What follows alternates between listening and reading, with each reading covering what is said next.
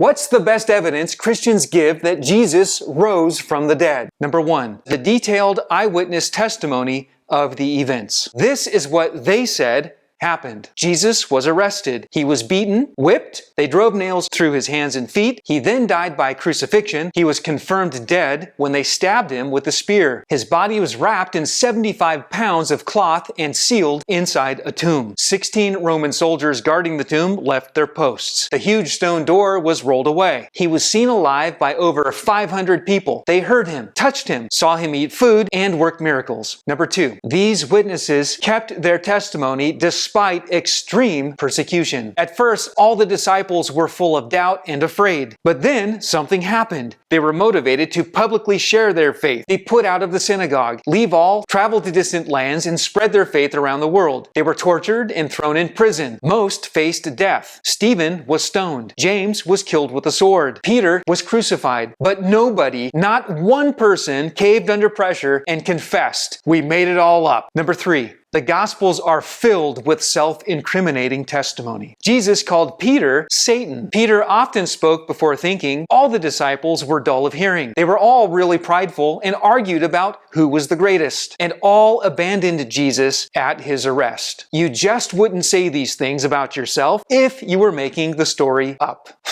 Number four, extreme scoffers became extreme believers. Jesus' own brothers didn't even believe in him before his resurrection, but after his resurrection, they believed. In fact, they even became leaders in the church. The Apostle Paul was another scoffer. He was a very wealthy and powerful Jewish Pharisee who persecuted the church, but after claiming to see the risen Jesus, he became its biggest supporter. Number five, Christianity started in the place where people were most familiar with the facts. If you were going to start a myth about the resurrection, you'd go as far away as possible from those who could disprove it. Now, Jesus was publicly crucified in Jerusalem, and that's exactly where the early church began. There are only four possibilities regarding the resurrection of Christ. You could say it's a legend that crept in over time. But the problem with this view is legends take centuries to form, and the Gospels were written soon after the events they describe. You could argue the disciples lied intentionally. But what would motivate the disciples to lie? Wealth? Power? Fame? Most of them faced death, and all of them faced persecution. You could say they were deceived, and